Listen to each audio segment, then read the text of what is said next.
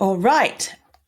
Okay, so let's talk about what happens when they redline your work. What I mean by this is when you get a piece of work that you have submitted and you work really hard on and you've handed it in, and then it gets returned to you and there are just red lines all the way through it, just corrections. They've completely rewritten it and you're there and you're thinking, oh my gosh, like what is happening? What's gone wrong? I thought I did a really good job. And your brain wants to just spiral out of control into self doubt and self questioning. That's what we're going to talk about today, and specifically exactly how you react to that. Now, why is this important? It's so important because one of the common mistakes that I see Black lawyers making is what you make it mean about you when you receive negative feedback.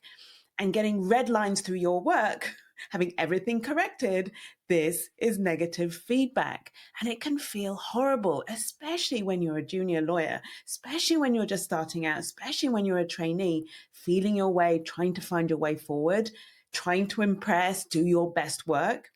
So, what can happen is when you make the mistake of interpreting that feedback as meaning something negative about you, right? What can happen is it triggers your imposter syndrome. Okay. And so in this session, what I'm going to talk to you about is, first of all, the experience of receiving this negative feedback, receiving a piece of work back, and there being red lines all the way through. I'm going to talk a little bit to the experience of that and how well I know it, having had that experience myself when I was a trainee at Allen and Overy many years ago.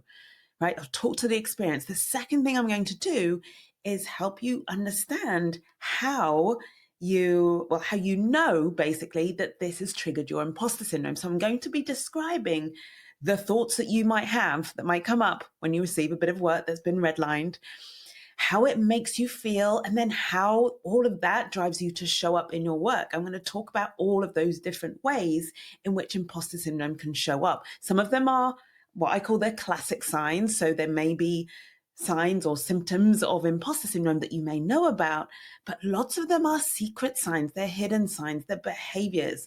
And so I'm going to be speaking to what those behaviors are so you can spot the signs, like being able to recognize that your imposter syndrome has been triggered by an event is the first step to being able to overcome it, and knowing exactly which strategy you need to use in order to overcome it, build your confidence and be able to get back to work. That's what I'm going to help you do in this session. Okay, so let's talk then to the experience of it. It's really important having your work returned to you with red lines all the way through it, all of those corrections, all of those bits that have been rewritten. It's hard, right? It happens to the best of us. It happens at every level, right? For a number of years throughout your legal career, it's a normal thing to happen. But that doesn't stop it feeling horrible, right? It doesn't stop it feeling hard and feeling like really crushing. And if you are already struggling in your environment, if you are already doubting yourself, if you're working in an environment where all around you everybody feels like they are such high achievers, it feels like everybody else is getting it right and you're not, like this can be really hard. So I just want to acknowledge that and let you know that when that happens, like nothing's gone wrong. It's really just a natural response to get negative feedback, to get red lines through your work, something you worked hard on, and for that to feel terrible. So I want to go on and I want to highlight, though, and help you to recognize the very specific signs or very specific reactions that you might be having to that are an indicator, right, that your imposter syndrome has been triggered. Now, if you're new to my work, you might be thinking or questioning like, well, do I have imposter syndrome? But is this even a thing? Or I don't have imposter syndrome. And one of the things that you'll learn from following me is that it's not about whether you are someone who has imposter syndrome.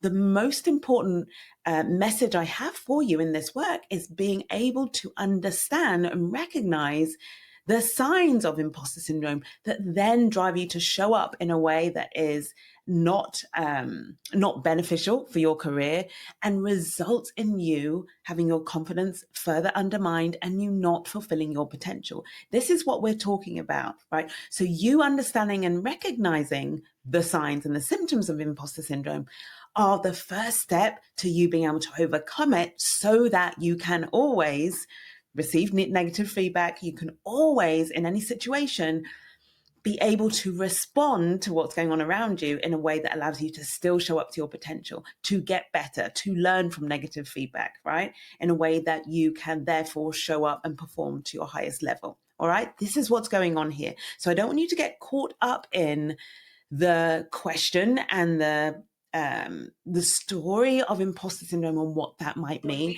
I knew that was going to happen.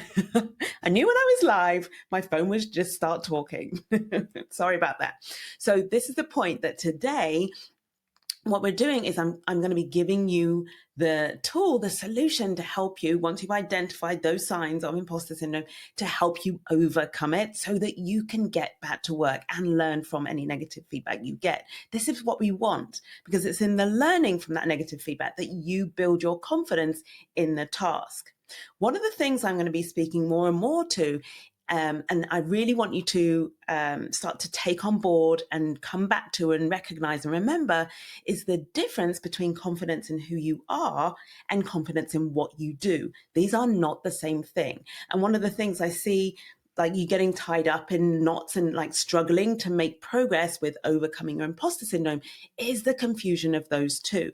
And what I want to offer, and I'm going to be repeating to you over and over again, is the fact that what you want first is to build confidence in who you are. And from that foundation, the foundation of being secure and confident in who you are, knowing yourself to be capable, to be resourceful, to be resilient, that foundation is what you want to build, and what allows you to then get to work to build the confidence in what you do. When you are a junior lawyer, this is so important. When you're just starting off as a trainee or in your first years as a qualified, you don't have the years of experience and exposure that gives you a high level of confidence in what you do. That's why in those early years, having confidence in who you are is so important. You want to be able to fall back on that. You need to be able to fall back on that when you're getting a piece of work back and it's got all of the red lines to it and they've corrected everything that you've done. So that confidence in who you are is your baseline. It's your foundation upon which everything else in your career, your competence, your confidence in your task, your skill set, your subject matter expertise, it all builds from that base level confidence of who you are. I'm going to tell you exactly how to build that in this session. Okay, but before I do, let's talk about then those symptoms, those signs of imposter syndrome, so that you know when you receive a piece of work back, it's got those red lines and corrections through it, you're just looking at a sea of red, right? You can be observant, you can notice where your brain goes and know exactly how to catch the thoughts and the feelings and the actions that would lead you like astray, like send you off track and lead you down a spiral of increasing self-doubt and like showing up like beneath your potential. That's the word I was looking for. So the first thing I want you to think about or have awareness over is what you are thinking. So what are the thoughts that you have? What comes up in your brain when you see that piece of work and there are all those red lines through it? If you have the thought, it's something about me, I'm not enough, this is proof, this is evidence, I don't belong here, I'm not good enough to be here. If you have any kind of thoughts like that, thoughts like, oh, my success is down to luck, I'm about to be found out, these are classic signs of imposter syndrome. Anything that speaks to you feeling like you're not enough is imposter syndrome. So that's the first thing I want you to like be aware of, take your attention to when you see that piece of work with the red lines through it. Are you making it mean something about you and that you are not enough? The second thing I want to invite you to think about is, okay, how does it feel in your body? What are the emotions that this brings up for you?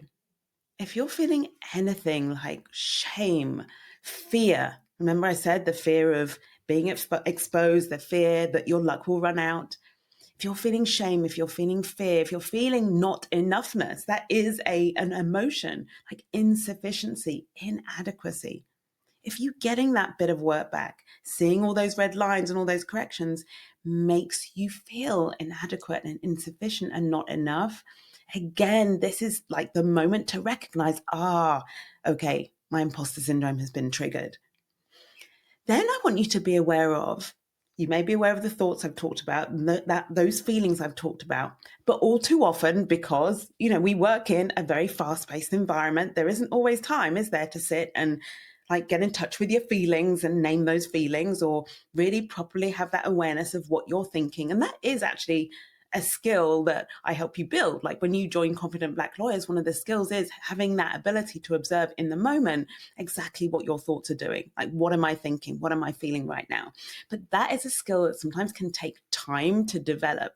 And you don't always have that time. What often happens is you have to be going on to the next thing, and you've got like 10 other like fires you feel like you have to pull out, or there's 5 other demands like being made on your time at that moment. Your inbox is going crazy, right? So there's a lot going on, which might actually prevent you from having the moment to be aware of your thoughts, the moment to connect with what emotions you're feeling.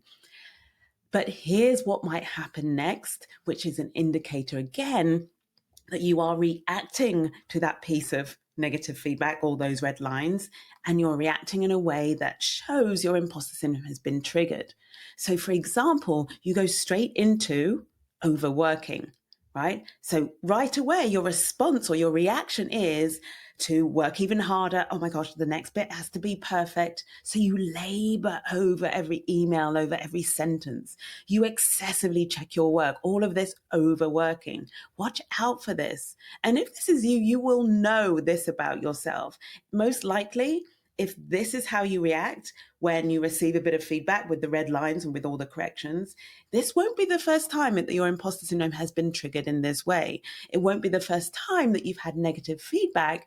You've made it mean something about you, and you've interpreted that as being you need to like now just overwork and work extra hard and even harder. Right. So watch out if your tendency is to really lean into perfectionism and really excessively check your work. That's overworking. That's the kind of word I use to describe all of those different behaviors. Another thing you might do, and again, I'm guessing if you overwork, you are quite likely to do this too, which is overthinking.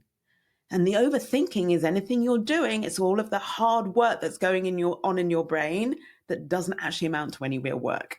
So it's all the thinking about the work you have to do, or thinking about the problem, thinking about all the things on your plate, thinking about the bit of feedback that came in, and not actually getting to work to produce anything. And how you know this is you, a typical behavior, this I see my clients so much, and in particular in Confident Black Lawyers at the moment, I'm coaching a lot around comparing and despairing, right? Comparing yourself to those people around you. Like a lot of time being spent in your own head, thinking about how everybody else is much better at this than you. Everybody else seems to be able to just take negative feedback and feel really confident, and doesn't seem to affect them the way it affects you. Or everybody else seems to be able to do their work really well and they don't get the red lines. This is the story you tell yourself. So comparing and despairing. Thinking about the task you have in front of you is another way you overthink, right? You spend a lot of time thinking you don't know enough, you're not experienced enough, you're not articulate enough. Sometimes I hear you say you're not educated enough, or in the right way, or went to the right university, or had the right upbringing. All of these thoughts that are swirling around in your head, it's amazing. Like, have you ever paid attention to how much time that could use up? This is an exercise I actually did on myself, especially when I first started to have awareness of the overthinking that my brain reacted to, wanted to do whenever I had anything in the form of failure or negative feedback. It was the amount of time I could spend just worrying that I wasn't enough, worrying and thinking, worrying about the task in front of me, and thinking that I wasn't like clever enough to do it, or articulate enough to do it. I didn't have the experience. I wasn't as good as anybody else. So I have been there too. I know exactly what that feels like. So now I've described those behaviors. Again, think about that. Do you, when you get that piece of work back, so red lines all the way through, all those corrections, do you then actually lose a whole lot of time being in your own head and worrying about what that means? worrying about how much less capable you are than everybody else, for example. So overworking, overthinking, that's two of I call them the secret signs of imposter syndrome, because there's a whole load of you who are out there and you're overworking and you're overthinking and you don't think it's imposter syndrome. And what I will add is it may not be, but if you recognize the feelings I described of not enoughness, of feeling shame, of feeling afraid, fear that you're going to be exposed, if you recognize the thoughts of, I shouldn't be here, my luck's going to run out like any minute now, I don't deserve to be here, I'm not good enough to be here. If you're overworking, you're overthinking, if you can trace that back to those feelings, those thoughts, if that resonates, then, my friend, this is imposter syndrome. And we want to pay very close attention to the overworking, the overthinking, because of the result that you are creating when you do that. And I'm going to come to that in a moment. But first, there are two other signs or types of symptoms, call them whatever you like, that I want you to be aware of and looking out for.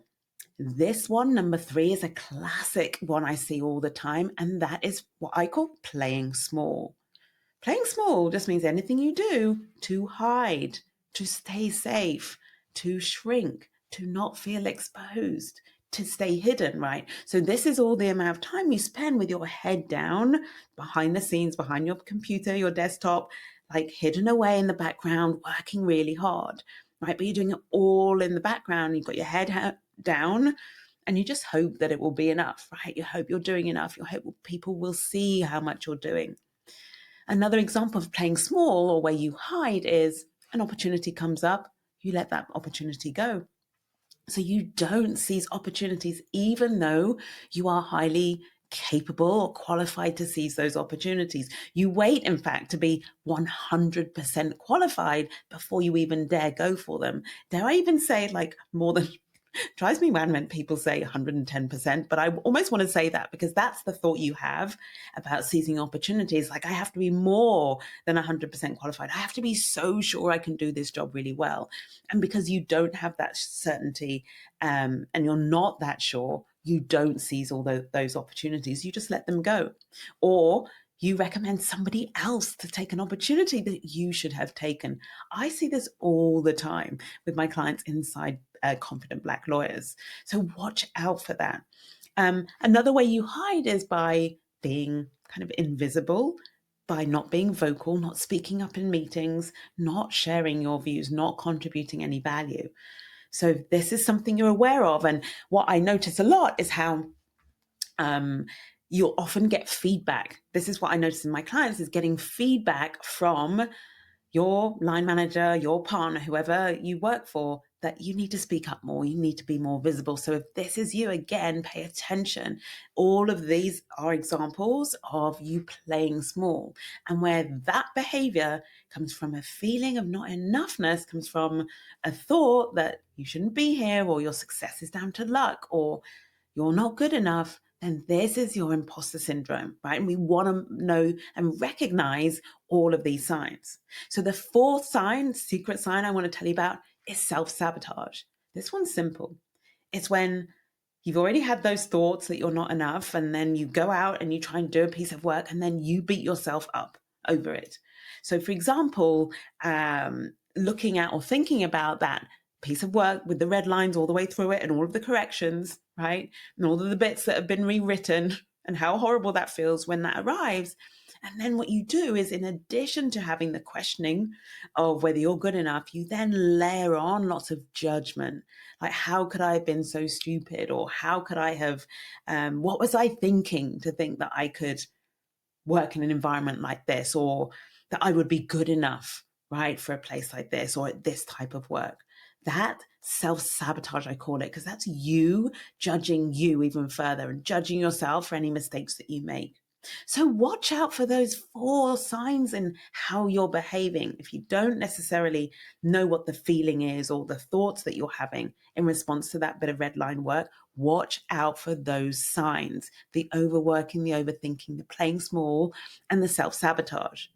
And this is why this matters, why it's so important, is because when that's how you're showing up, When you're overworking and overthinking and playing small and self-sabotaging, that's who you are in the workplace with your work. That's how you're showing up to projects, to your work relationships. What happens is your confidence gets further undermined, right? You are basically feeding a downward spiral of self-doubt. So it compounds the feeling that you're not enough. That's on the inside, but also externally in terms of your performance, of course, it suffers. It's inefficient. It's underproductive to overwork and to overthink. Also, if you are hiding, if you're playing small, if you're self-sabotaging, right, people around you don't have the trust in you. They don't see your confidence. So that is harder for them to have confidence in you. But also they just might not see you at all. You might be invisible to them. And actually, to succeed in this industry, you want the opposite of all of those results. You want to be known as being efficient, of being productive. You want to be known as someone who's responsive and who gets to work, who meets deadlines, not who spends ages overthinking and then like misses deadlines. You want to be the person who's seen, who people know who you are, and you want to be someone who has the confidence, right? That projects confidence, that inspires confidence, so other people can have confidence in you. And that doesn't happen when you are undermining yourself and self-sabotaging. Yeah. So we don't want any of those results that you are currently getting when you have that reaction to a piece of work with the red lines through it and all the corrections and all the bits rewritten. We don't want that. So now let's look at then what the solution is. What should you do the next time this happens? Because let's be honest, let's make no mistake, this is a challenging profession. The standards are really high. There are great expectations, right, of you. And oh my gosh, I remember how many times I was just thrown in the deep end, being given a piece of work as a junior lawyer that I had never done before, never seen before, an impossible deadline, no partners around to help, couldn't get hold of them, right? And just having to get on with it. And of course, there were times, several, like probably hundreds of times, when I got a piece of work back, a draft of a document, of an agreement, right, with red lines all the way through it. So I know this feeling oh too well, and that it will continue to happen, right? It will happen. Those red lines will get less and less, but it's normal that it will happen. So I want you to have the skill of overcoming your imposter syndrome when that is triggered. Because this is the key. This is just one example of a circumstance that might trigger your imposter syndrome. Any other form of negative feedback will do exactly the same. So what I'm teaching you in this session is going to apply in all of those scenarios as well. And it's just so simple. It's like so simple that it means that even when you are in the experience of your imposter syndrome, your brain will be able to find this solution, right? That's what I love about it. It's not some big complicated thing. It's really simple. Here it is. Are you ready? All you have to do is remember who you are. Remember who you are. At the beginning, I talked about the difference between confidence in who you are and confidence in what you do. So what happens is when your imposter syndrome's triggered, when you're feeling any of that not enoughness, when you are overworking, something comes up, you want to overthink, you want to hide, you want to play small, when any of those things are the way you like respond to a piece of negative feedback, I want you to catch it because now you recognize the signs. And I want you to take your brain to the place where you remember who you are. Remember how capable you are, how resourceful you are, how resilient you are.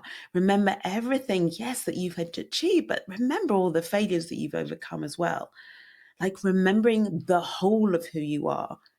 And that when you can connect with the version of you that had all those successes, had all those fails and overcome them, has had this enormous journey to where you are now, everything that is you, that makes up the whole of you, when you can access the whole of you in any situation, in any moment when there's that voice, the imposter syndrome in your brain is saying you're not enough, when you can take your brain to who you are, that connects to your confidence. That gives you the confidence in who you are that creates that foundation I talked about at the beginning of being able to look at the feedback, look at the document that has all the red lines through it, all the corrections, all the rewritten bits, right? All of the amendments.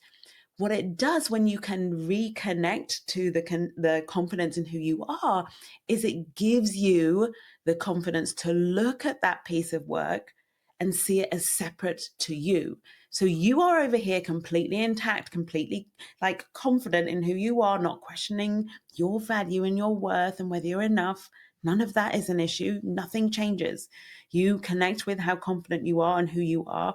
That means you can look at a piece of work, see a mistake that you've made, see an improvement or something you need to learn, and be able to be in the work. Just get to work to learn from that feedback without all of the drama and worrying about what it means about you.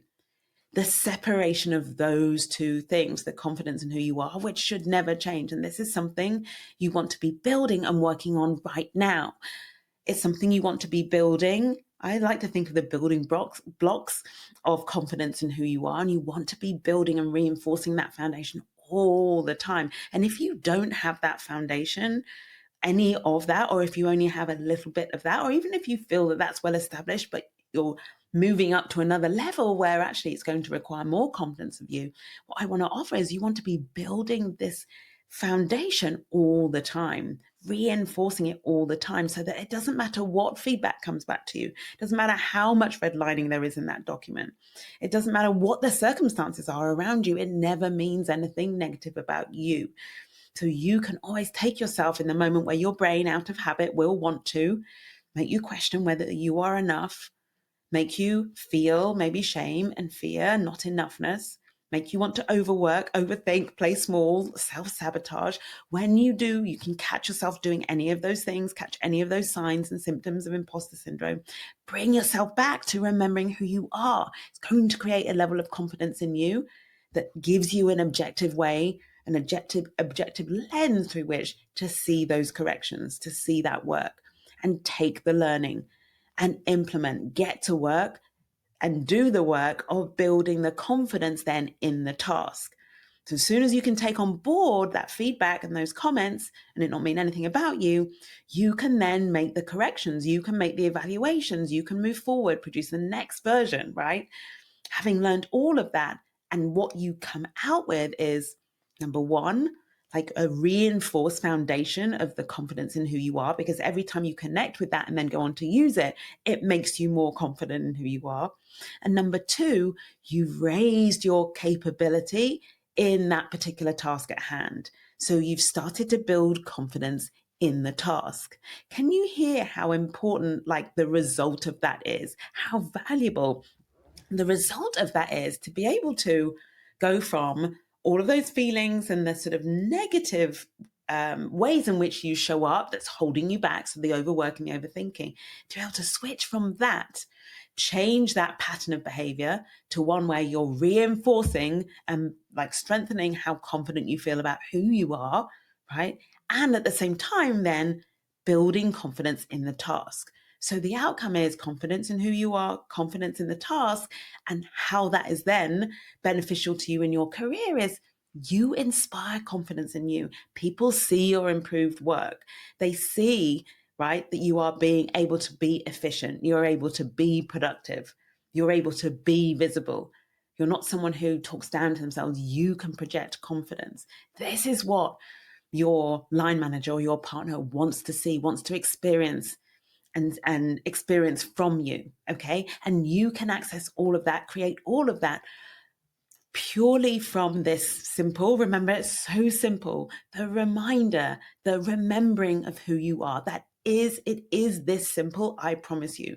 But it's practice work, right? This isn't something to just do once and be like, oh, it didn't work, so I need another solution. No, you want to keep coming back to this solution. The more you come back to it, the more powerful it's going to be for you and the more effective. Now, if you, before I finish today, if you have that kind of thought or question, and in fact, this might come up with you the next time this happens, next time you receive that piece of work with the red line all the way through it, And you'll be like, okay, I need to remember who I am. How do I do that? Like, how do I even do that? Remember what? This is why I want to introduce you to, if you're new to my work, confident Black lawyers. So if you are a Black lawyer, and this can be at any level, junior level, trainee level, gosh, if you are a student with and you're a future trainee at one of the law firms, like, you want to get on this confidence work right now. The earlier you start building this, the better it is for your career, because honestly, every day that you are vulnerable to having your imposter syndrome triggered, questioning whether you're enough. And let's face it, as a Black lawyer going into this industry, you're going to be in environments that are going to trigger imposter syndrome in you, purely because you're the only one in the room. You don't see people who look like you, right? There'll be circumstances and occasions where you don't feel included. You may even feel like, or not even feel like, but have the experience of being exposed to racism or being exposed to microaggressions. So there will be potentially many scenarios in which, like, your imposter syndrome is triggered. You question whether you are enough.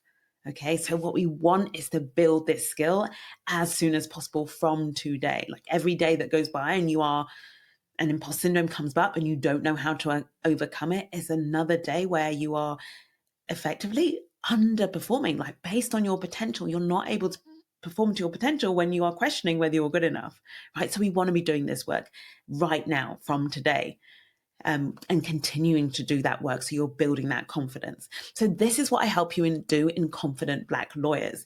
This is my foundational program, right, for lawyers, Black lawyers at any level, who want to, like, stop holding themselves back. It's where you recognize that it's your thoughts about whether you belong, whether you are enough, right? No matter how much you succeed, still questioning whether you deserve to be there or whether you're good enough. It's where you can see that this is holding you back. Confident Black Lawyers, exactly the program. Like, I created it for you, because what I do in that program is I make remembering who you are, so that you have the confidence to get to work, to show up to your potential.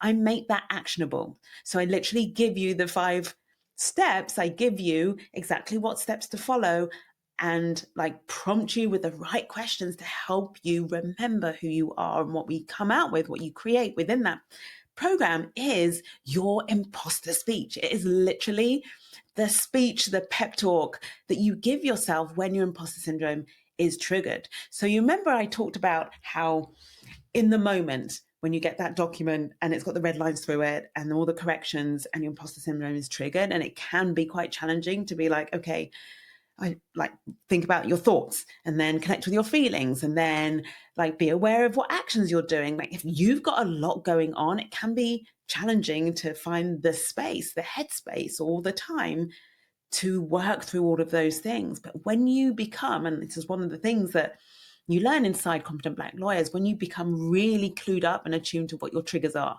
right? And you know what triggers your imposter syndrome, what happens is you have this ready-made imposter speech ready to go, this ready-made pep talk to remind you of who you are. When you have that ready to go, which is what I help you do in Confident Black Lawyers, it means as soon as that document comes in, you see that red line and you, like, have that awareness of, like, this feels horrible. Oh my gosh, I can't believe they've just corrected everything again, scribbled through all of my hard work.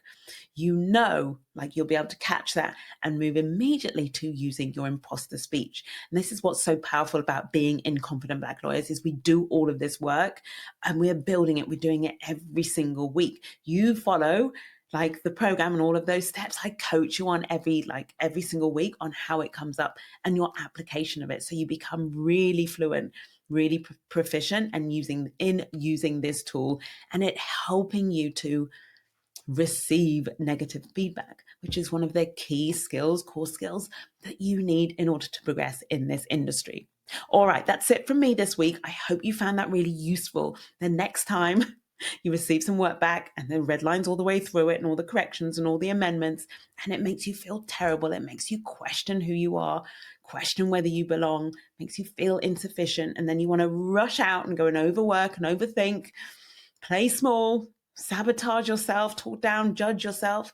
The next time this happens, you know exactly what you need to do. Just remember who you are. And I help you do that inside Confident Black Lawyers. I make that remembering really actionable and really easy and practical for you to do in the real world. If you have any questions on any of this, on the experience of getting negative feedback, on what it means to actually have your imposter syndrome triggered and the ways in which that shows up, if you have any questions on what it means to remember who you are, and most importantly, if you're a Black lawyer and you're ready to stop holding yourself back, being the one that you know is questioning, doubting yourself when you have all this potential, but you're not fulfilling it, and you're ready to start doing that, you're ready and looking for a solution for overcoming your imposter syndrome in the moment, then join Confident Black Lawyers. Okay, I will put the link in the comments, or if you are watching this on the replay or watching this live, then I encourage you to visit my profile, because there you will find the link to Confident Black Lawyers. But if you're on the podcast, if you're watching the video of this on YouTube, I will make sure that the link to that goes in the comments and in the captions, so you know exactly where to go to find out more and join Confident Black Lawyers today. Let's start building that foundation of confidence in who you are. All right, thanks for listening. It's always a pleasure. I'll be back this time next week. Bye for now.